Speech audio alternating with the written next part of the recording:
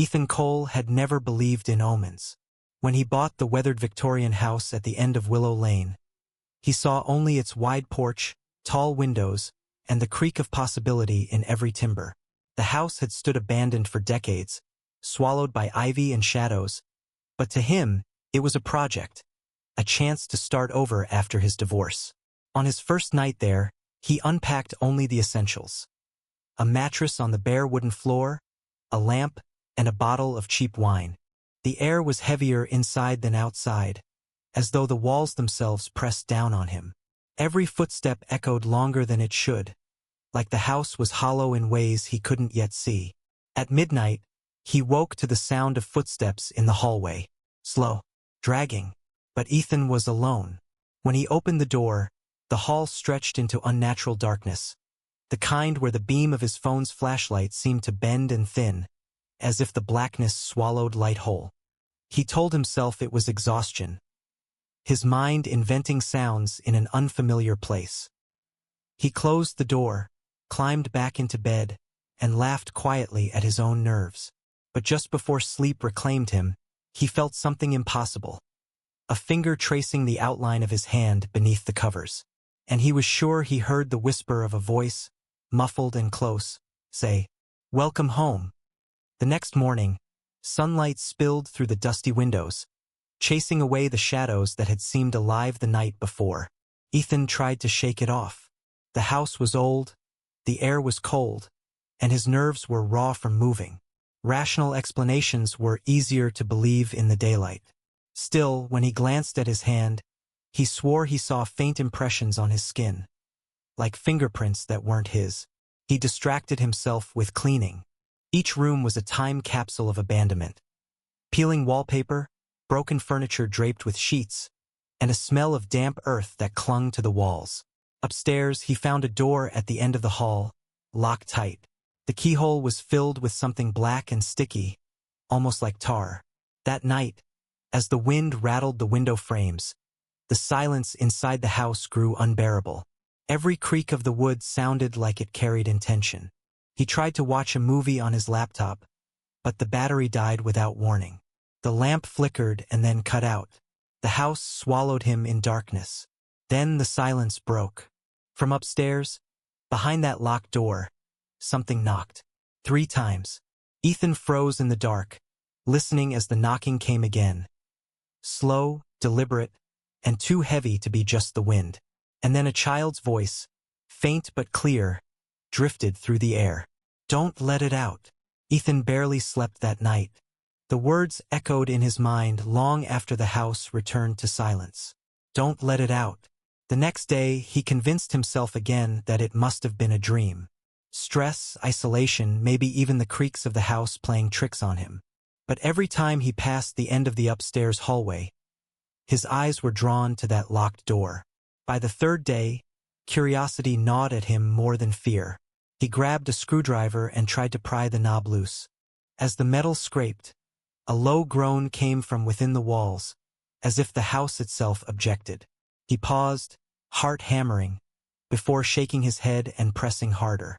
The knob finally gave, but the door stayed firmly shut. He shoved his shoulder into it once, twice, until the frame shuddered but held.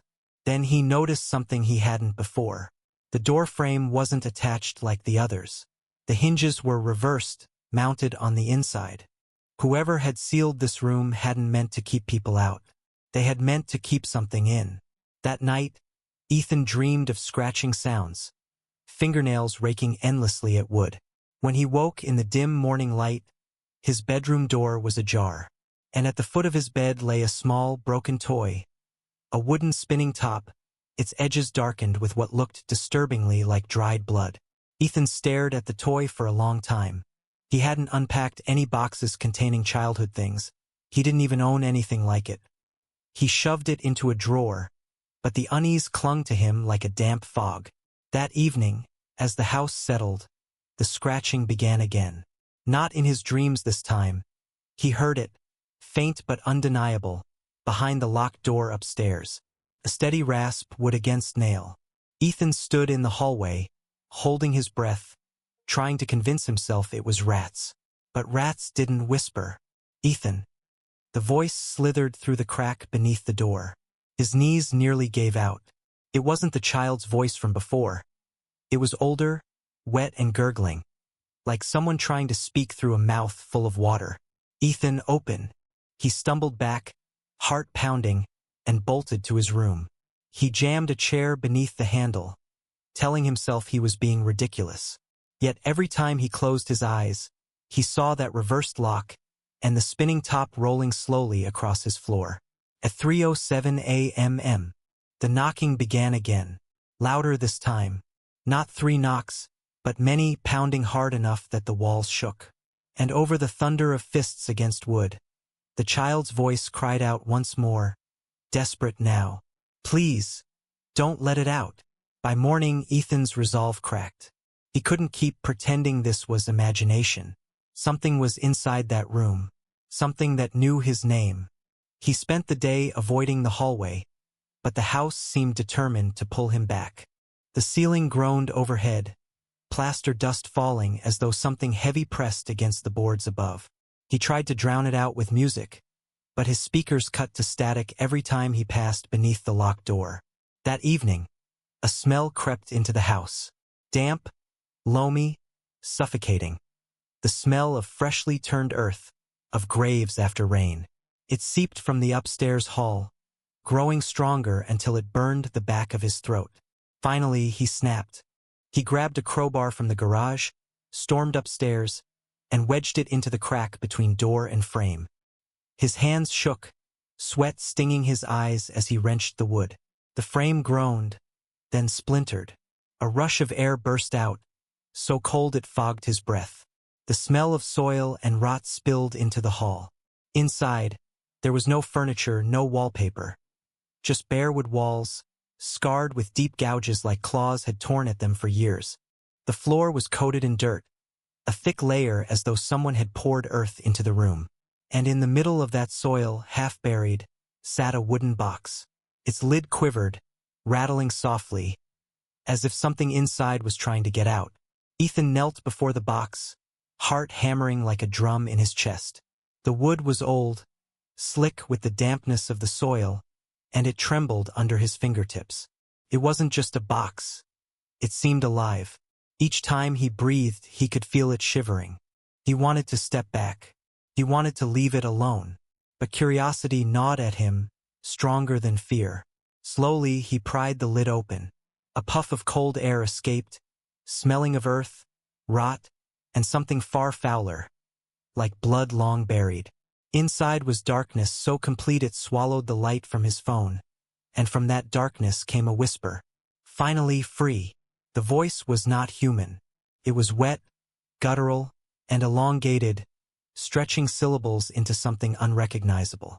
The box shuddered, and Ethan recoiled as a pair of thin, pale hands shot out, grabbing the edges of the lid. Then the box lunged. It wasn't moving like a box should. It writhed, warping, stretching as if it were made of flesh instead of wood. Ethan screamed, throwing himself backward, but the thing had already leapt out, slamming against the walls with a sickening thud. The room seemed to pulse, the dirt floor rippling like liquid. Shadows crawled along the walls, forming shapes that shouldn't exist. Faces pressed into the wood, screaming silently. And through it all, the child's voice rang out, louder than before. Ethan, run. Ethan bolted from the room, slamming the door behind him, but the house no longer felt like his sanctuary. Every hallway twisted unnaturally, stretching longer, narrower, as though the walls themselves were alive and watching. He tried to reach the stairs, but the floorboards groaned under invisible weight. The air grew thick, each breath tasting like iron and decay. From behind the locked door, or what used to be a door, he heard it. A wet, dragging sound moving closer. Ethan? The voice hissed, layered now with 1,000 echoes, each one imitating his own name in a sickening parody. He ran through the rooms, each one distorting, the furniture twisting grotesquely. Mirrors reflected his own terrified face. But sometimes, just for a moment, a shadow moved behind him that shouldn't exist, a figure hunched, crawling, following. When he tried to open a window, it jammed. then shattered violently on its own, spraying glass like a storm. He stumbled backward into the hallway and froze. In the wall opposite him, the outlines of the locked door had appeared on every wall. Dozens of doors, each one pulsating, breathing, waiting. And from each one, the faint scraping of claws scratched, inching toward him. The child's voice echoed again. "Don't stop running." Ethan's stomach dropped.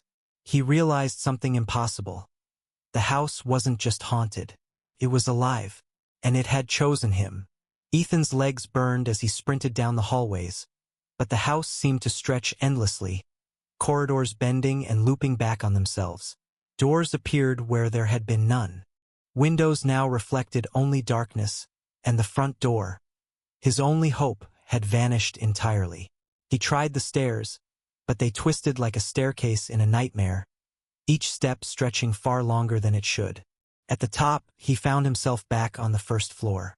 Panic clawed at him as he realized the house was no longer obeying the laws of reality. Then came the whispering, louder now, filling every corner. "Ethan, you can't leave." A figure emerged from the shadows. A hunched, pale thing, face obscured in darkness, eyes glowing faintly like embers. Its hands were too long, claws scraping the walls as it followed him relentlessly. In desperation, Ethan tried a window again. This time it opened, but when he looked outside, the world beyond was wrong. The street was shrouded in fog, twisted and empty, with the faint outlines of houses distorted like the house he was in. No neighbors, no escape, just endless shadows and the low, dragging sound behind him. He stumbled backward into a hallway and froze. Written on the walls in the dark, wet substance that smelled of iron were words he could barely comprehend. "The house feeds. You belong now." The child's voice screamed one final warning. "It doesn't want you alive." Ethan's breath came in ragged gasps as he stumbled into what looked like the living room, though the space had warped into something unrecognizable. The ceiling sagged low, the walls groaning as if straining under their own weight. Shadows twisted across the floor like living things, slithering toward him. And there it was, the entity from the box, taller now, limbs unnaturally long, skin glistening like wet leather. Its face remained hidden in shadow, but from its throat came a low, guttural chant that resonated through the floorboards. Ethan froze, terror rooting him to the spot. Yet something compelled him forward. He remembered the child's voice, desperate, pleading. He swallowed the bile rising in his throat and shouted, "What do you want from me?" The thing paused, tilting its head. In a voice that was many-layered and dripping with malice, it replied, "To be free to feed to live, and you." The shadows surged, pressing against him from all sides, cold and suffocating. Dust and dirt swirled in the air, forming shapes of grotesque faces screaming silently. Ethan realized the entity had been trapped in the box for decades, feeding on the house itself, growing stronger while no one lived there. And now, it had chosen him as the next host. The child's voice, faint but urgent, whispered from behind, "Destroy it before it touches you." Ethan's eyes darted around. The box. It had fallen open in the chaos, and inside, faintly glowing symbols appeared. Ancient carvings scratched into the wood. He knew somehow that was the key to stopping it. Ethan lunged toward the box, ignoring the shadows clawing at his legs. The entity shrieked, a sound that made the walls vibrate, sending dust and dirt into the air like a storm. He dropped to his knees, flipping the box upright, tracing the glowing carvings with trembling fingers. A sudden, icy wind blasted through the room, rattling broken windows. The entity recoiled, hissing, its glowing eyes flickering with confusion. Ethan realized the carvings weren't just symbols, they were a seal, a warning, and a weapon. He shouted the words that seemed to form in his mind as he traced them. In tenebris claudo te. The air thickened. Shadows writhed violently, screaming in voices that were both the entities and countless others trapped long ago. The house shook, the floor cracking beneath him. Then the box vibrated violently. Something inside it seemed to fight back, clawing at the lid from the inside. Ethan gritted his teeth, forcing it closed. A blinding light exploded from the box, burning shadows away and illuminating the warped room. The entity let out an ear-splitting scream, slamming against walls as though trying to escape an invisible prison. With one final, desperate pull, Ethan slammed the box shut. The shadows screamed once, then silence fell. The house seemed to exhale, settling back into its original shape. The distorted hallways straightened. The cold, the smell, the oppressive darkness. It was all gone. For a moment, Ethan thought he had won. But then he noticed the spinning top. Ethan's gaze fell on the small wooden top, lying innocently on the floor. Its edges were darkened with dried blood, the same as when he first found it. He bent down, hands trembling, and touched it. The moment his fingers brushed the wood, the top spun violently on its own, faster and faster, until the air around it shimmered. Shadows returned, faint at first, crawling along the walls like smoke. From the spinning top came a whisper. Not the child's voice, not the entity's, but something else entirely. "You cannot leave, not yet." Ethan stumbled back, heart racing.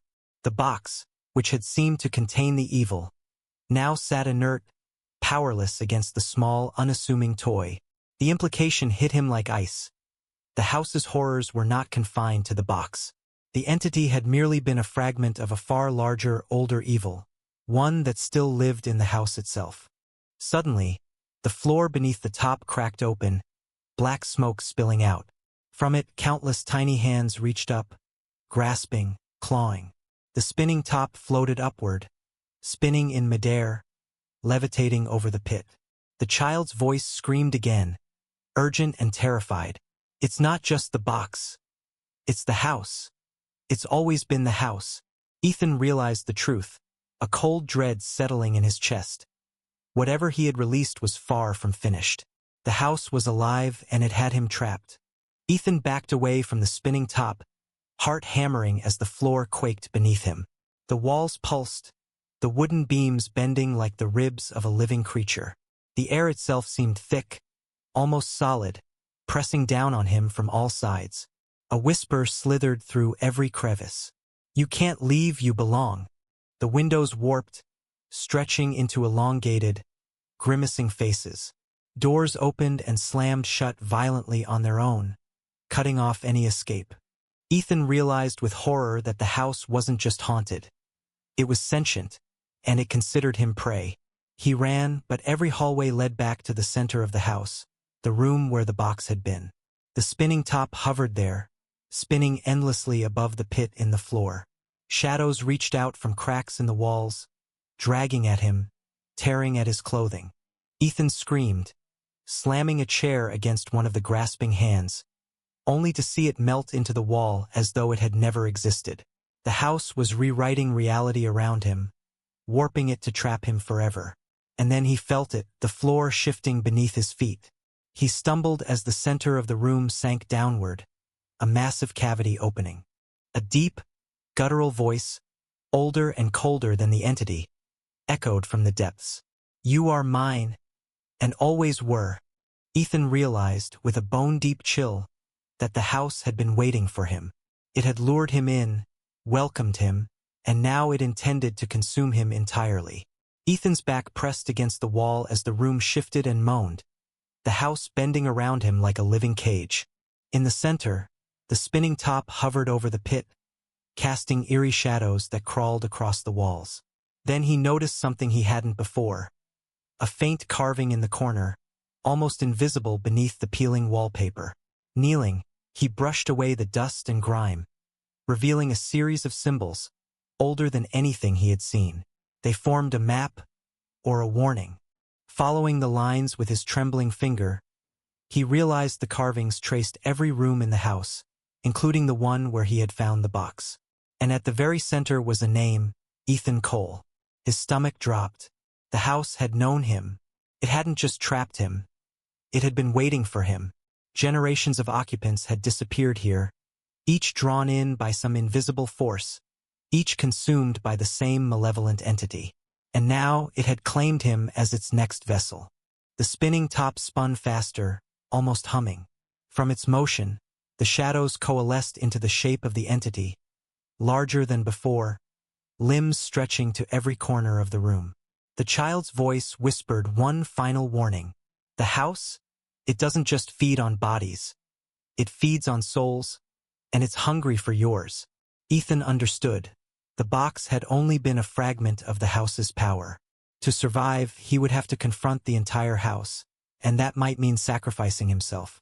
Ethan's hands shook as he gripped the box, now realizing it was more than a container. It was a key. The carvings glowed faintly under his touch, illuminating the pulsating shadows that filled the warped room. The house groaned, as if aware he was planning to resist. He shouted the incantation again, voice cracking. In tenebris claudo te. The house shrieked, a deafening sound that rattled the walls and shattered the remaining windows. Shadows lunged at him, claws scratching at his skin, but the box glowed brighter, sending waves of blinding light through the room. The spinning top spun faster than ever, hovering above the pit, radiating an energy that made the air shimmer. Ethan lifted the box, holding it over the top. The carvings flared, and the shadows screamed as if every corner of the house had been ripped open. Then, for a moment, everything stopped. Silence. Darkness. The air was still. Ethan opened his eyes. The room had returned to its normal shape. The shadows were gone. The house no longer seemed alive. The spinning top lay inert on the floor, its edges dark but harmless. For the first time since he arrived, Ethan breathed without the weight of malevolent eyes pressing on him. He thought he had won. But deep in his mind, a voice whispered, faint and lingering, "You belong to us, forever." Ethan stumbled outside, the morning sun blinding after the darkness of the house. The air smelled normal, clean, almost sweet. He told himself it was over. The house had released him. He had survived. He looked back at the Victorian on Willow Lane. The ivy clung to the walls, the windows glinting in the sunlight.